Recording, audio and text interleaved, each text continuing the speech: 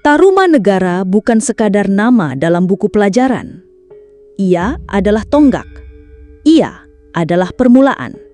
Dan ia adalah bukti bahwa peradaban di tanah Jawa sudah terbentuk, bahkan sebelum sejarah ditulis oleh bangsa asing. Tarumanegara adalah salah satu kerajaan tertua di Nusantara. Berdiri sekitar abad ke-4 Masehi, kerajaan ini menjadi bukti nyata bahwa masyarakat kita sudah mengenal sistem pemerintahan, pembangunan, hukum, diplomasi, dan pencatatan sejarah lebih dari 1.600 tahun yang lalu. Lokasinya berada di sekitar wilayah Jawa Barat saat ini, tepatnya di sepanjang aliran Sungai Citarum. Sungai ini dulunya dikenal dengan nama Tarum. Dari sungai itulah nama Tarumanegara berasal. Taruma berarti sungai, dan negara berarti negeri atau kerajaan. Nama yang sederhana namun membawa makna besar. Raja paling termasyhur dari Tarumanegara adalah Purnawarman. Namanya tercatat dalam setidaknya 7 prasasti batu. Dan ini bukan sembarang prasasti. Prasasti-prasasti ini mencatat peristiwa konkret, kebijakan nyata, serta pembangunan infrastruktur yang dilakukan pada masanya.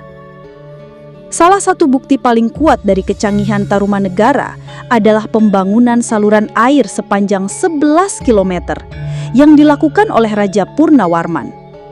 Dalam masa ketika belum ada teknologi modern, saluran ini dibangun dengan tenaga rakyat secara gotong royong. Tujuannya jelas, untuk mengairi lahan pertanian dan mencegah banjir. Ini bukan pekerjaan kecil. Ini adalah proyek raksasa. Dan proyek ini tidak hanya selesai, tetapi juga dicatat secara tertulis dalam Prasasti Tugu. Prasasti yang kini menjadi salah satu warisan sejarah paling berharga di Nusantara. Prasasti Tugu ditulis dalam bahasa Sansekerta dan aksara Pallawa. Ini menunjukkan bahwa masyarakat Tarumanegara sudah mengadopsi sistem tulis yang maju, yang berasal dari India, namun digunakan secara mandiri untuk mencatat sejarah sendiri. Mereka bukan sekedar peniru, mereka adalah pelaku peradaban. Dan tidak berhenti di situ. Prasasti Ciaruten mencatat nama Raja Purnawarman, lengkap dengan cap telapak kakinya. Ini bukan hanya simbol kekuasaan, ini adalah pernyataan bahwa sang raja hadir, memimpin, dan meninggalkan jejak secara harfiah. Telapak kaki itu diukir pada batu, bukan sebagai hiasan, tetapi sebagai lambang bahwa kekuasaan raja berakar dari bumi dan diberkahi oleh langit. Tradisi ini berasal dari India, namun dipakai untuk menegaskan keabsahan kekuasaan lokal. Tarumanegara bukan kerajaan kecil. Ia menjalin hubungan diplomatik dengan dinasti Tang di Tiongkok. Catatan sejarah Tiongkok menyebut keberadaan kerajaan Tolomo yang mengirim utusan dan menjalin hubungan dengan Kaisar Tiongkok. Nama Tolomo ini diyakini merujuk pada Tarumanegara. Artinya, Tarumanegara dikenal di dunia internasional, bahkan di masa ketika Eropa masih dalam masa gelap. Kerajaan ini menganut agama Hindu dengan fokus pada Dewa Wisnu. Namun dalam banyak catatan, Tarumanegara juga menunjukkan sikap toleran dan inklusif. Ia bukan kerajaan fanatik. Ia tidak memaksakan keyakinan. Ia membangun, bukan memecah belah.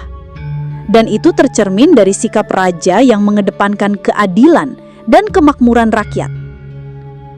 Tarumanegara juga memperlihatkan bahwa peradaban kita mampu berdiri sendiri.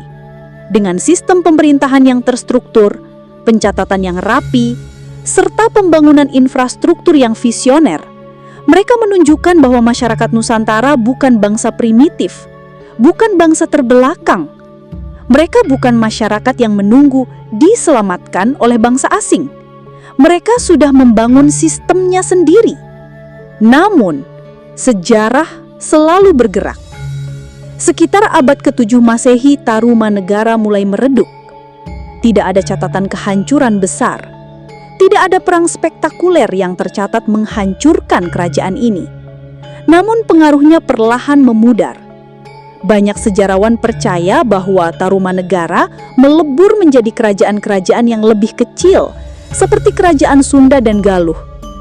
Yang lain percaya bahwa kekuatan ekonomi dan politik Sriwijaya mulai mengambil alih dominasi di wilayah barat Nusantara. Namun menghilangnya nama Tarumanegara bukan berarti ia hilang dari sejarah. Jejaknya tertinggal dalam prasasti, dalam sungai, dalam struktur sosial masyarakat Jawa Barat yang masih mengenal nilai-nilai gotong royong, keteraturan, dan kedekatan dengan air sebagai sumber kehidupan. Prasasti Cidang Hiang, Jambu, kebun kopi, dan lainnya adalah bukti bahwa Tarumanegara pernah ada dan berkuasa. Semua prasasti itu menggunakan bahasa Sanskerta, menandakan tingkat literasi dan keilmuan yang tinggi. Dan jangan salah, penggunaan bahasa Sanskerta dan aksara Pallava bukan sekedar meniru India. Mereka mengadopsinya untuk menciptakan sistem mereka sendiri. Ini adalah bentuk adaptasi cerdas, bukan penjiplakan. Tarumanegara juga mencerminkan identitas awal Nusantara yang terbuka terhadap pengaruh luar, tetapi tidak kehilangan jati diri. Mereka tidak menolak pengaruh India, namun menyerapnya, memodifikasinya, dan menjadikannya milik mereka sendiri. Dan disitulah kekuatan Tarumanegara.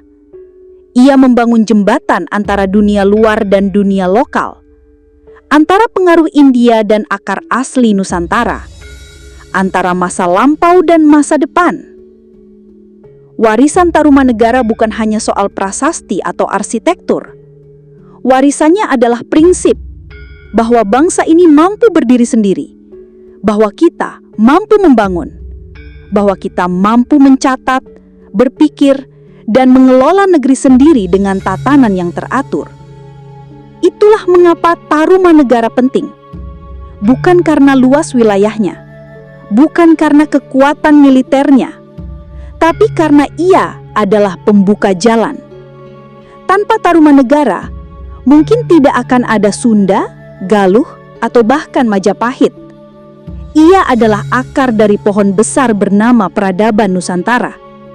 Dan akar itu masih hidup. Kini tugas kita adalah menjaga ingatan itu tetap menyala. Tarumanegara bukan dongeng. Ia bukan legenda. Ia sejarah. Dan sejarah yang nyata harus dijaga, harus diajarkan, harus disebarkan. Karena jika kita lupa, maka kita kehilangan arah. Tapi jika kita ingat, kita tahu siapa diri kita. Kita tahu bahwa bangsa ini sudah besar sejak dulu.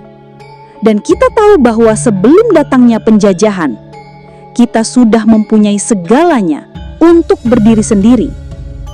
Tarumanegara adalah bukti bahwa peradaban di Nusantara tidak dimulai dari penjajah, tapi dari kita sendiri. Dari tanah ini, dari sungai ini, dari raja kita, dari leluhur kita. Dan itulah alasan kita harus bangga. Karena kita bukan bangsa tanpa akar.